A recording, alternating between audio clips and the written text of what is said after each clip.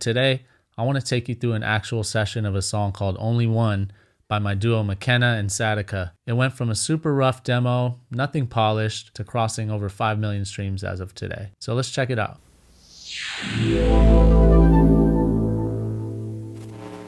So a big part of what we were chasing was that nostalgic 90s R&B feel. You know, a lot of space, emotion, clarity, but also a little bit of grit. So the way it started was just a really rough beat that I made. I played it for Mike, the other half of MIKNNA, and then he was inspired to just write a rap verse over it.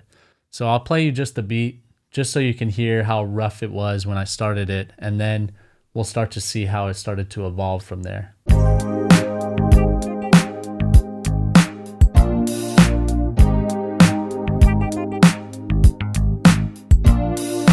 So as you can hear, that's as rough as it gets. I mean, it's super basic, a lot of space, you know, not a lot going on in the production.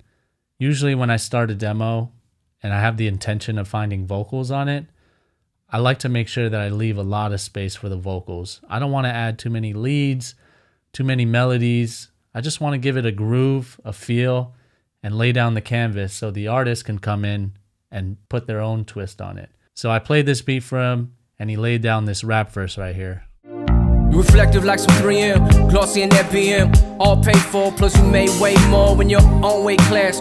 Thick eyeglass, cars with no limits, no interfering your spirit or your aura. I love how you protect it, addicted to the mask that you perfected and you carry yourself. Yeah, hardly show face behind Chanel shades. You focus on endeavors and flying to change the weather. Work to spend. Once we had that rap verse, we instantly were like, okay, we need some female vocals on this. So we reached out to our friend Satica, and she came to the studio, and we just started jamming, and she grabbed the microphone, and we were freestyling melodies, and we landed on this hook right here. Just wanna take the time up on your bezel, it's whatever. You want it, I got it, can't have it, just show me, not easy, believe me, takes patience to get it.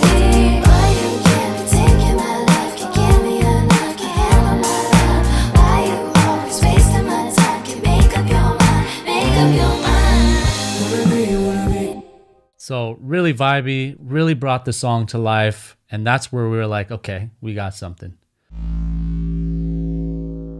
Now I'll walk you through the production a little bit just to show you how simple and rough it still is. Even the finished version has a bunch of little imperfections that I left in there intentionally because it felt good. Going back to the 90s inspiration, things weren't all perfect. Things were always a little bit off. It was more about the vibe. So it started off with these drums right here. I used the MPC 2000 XL to program these drums.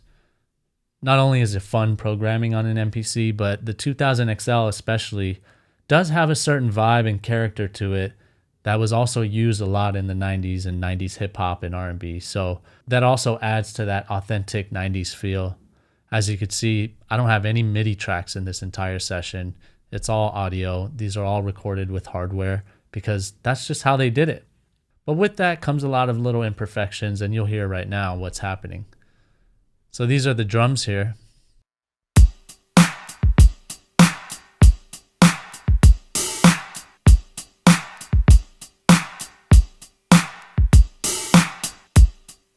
So as you can hear, super simple. It's just a groove. There's a lot of little clicks in there and little pops and little gaps in the audio.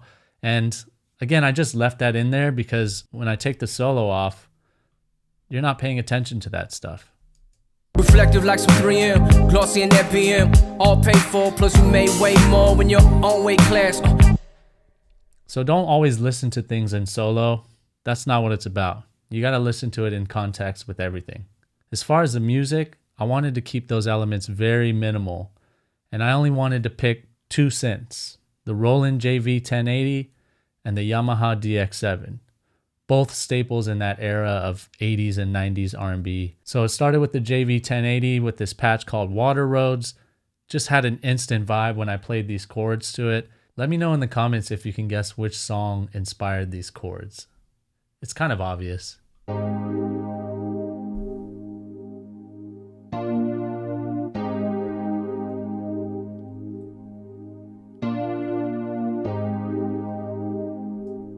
So that sounded great on its own, but I felt like I wanted to add a little bit of grit to it. So I used the DX7 and ran it through some pedals to give it kind of a lo-fi, crunchy feel to it.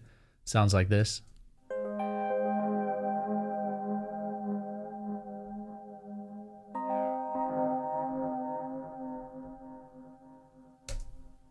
Which on its own, you know, I might not have used that, but when you play it together with the JV-1080,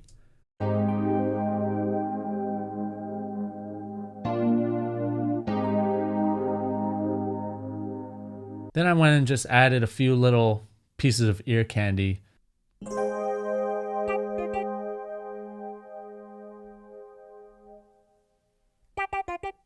So with all of those combined together, this is what it sounds like.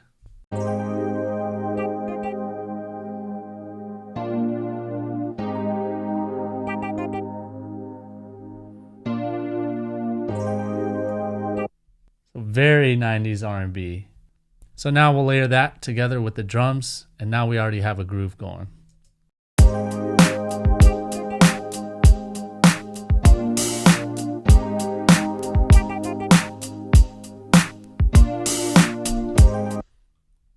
Cool. So of course I needed to add a bass line. Really simple bass line. I use this patch that sounds almost like the Seinfeld bass. Again, when you hear those kind of sounds, you're instantly taken back. So it's a really cheesy bass sound and cheesy bass line, but it, for some reason, it just adds to the feel that I was going for.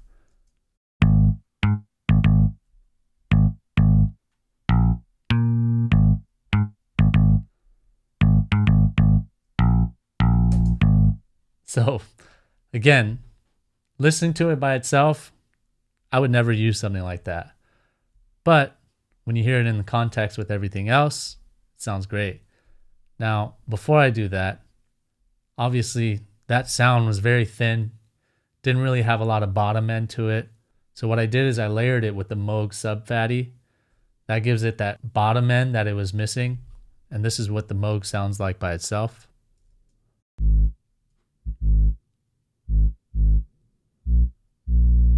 I purposely took away a lot of the attack from the Moog because the other bass has a lot more of a sharper transient and attack. I just wanted this to support that bottom end. So when you hear them together, now you get something a little bit beefier, but it still has that cheesy bass sound to it.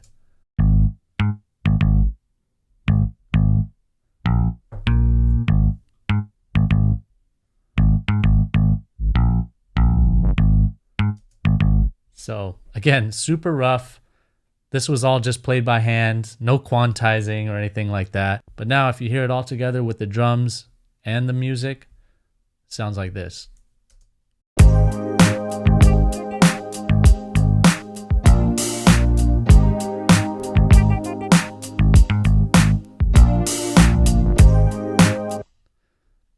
So there you go. Just a few elements, drums, bass, and some keyboards.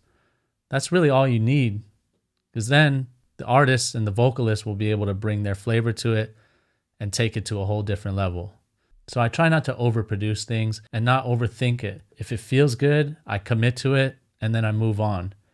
And as you see, it ends up on the final product.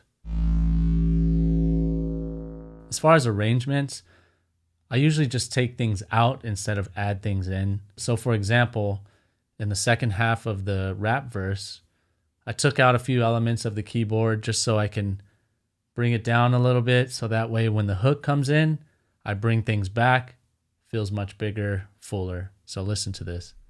Banking your O's, slaying pull quotes. Most men can't match your safe for your code. Yeah, I can show you all the loving on the level. I just wanna take the time up on your bezel. It's whatever. You want it, I got it, can't have it. Just show me, not easy. Believe it, takes patience to get it right.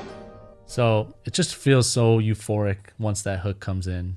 Satica killed it with the vocals on this and the melody. So you'll notice one of the things that I added just to support that melody, that bouncy melody, was this synth brass.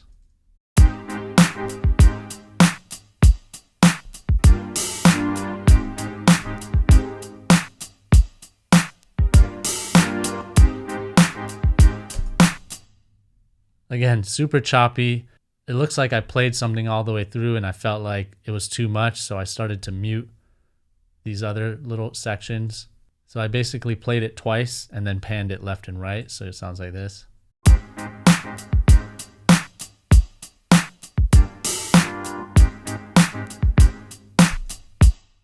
And then I just wanted to add something in the center.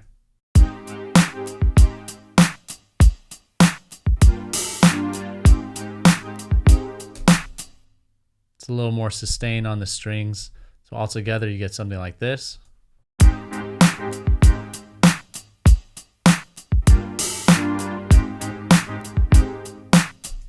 So it just adds that a little bit extra groove to the hook. And then I added just a little guitar lick towards the end of that section. Again, sounds really funny by itself, but listen to it in context with everything. Easy, believe it, takes patience to get there. So then it goes into this little post hook here.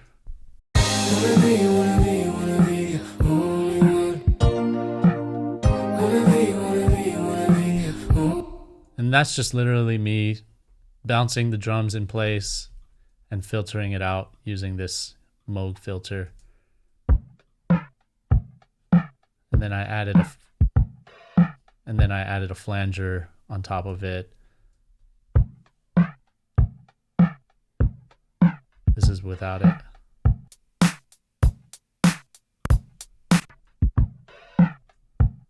So after the hook, feels nice and big, nice and full, everyone's happy. And then we bring it back down to like a very small, intimate space.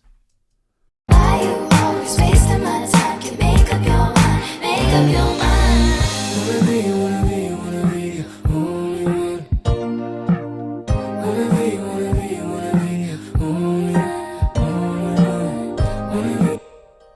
So a couple key takeaways from this and things that I learned going back and looking at this session is sometimes you get too caught up in the details. You just got to commit to something and move on. What's the big picture? What's the overall vibe? What's the feeling that you're going for? That's what I'm looking for when I'm producing a song. Hopefully you got something from this. I know I did, just going back and looking at it. And if you like more stuff like this, make sure you subscribe and follow. And if you want to work with me on producing, hit me up on retrogleam.com. All right, till next time. Peace.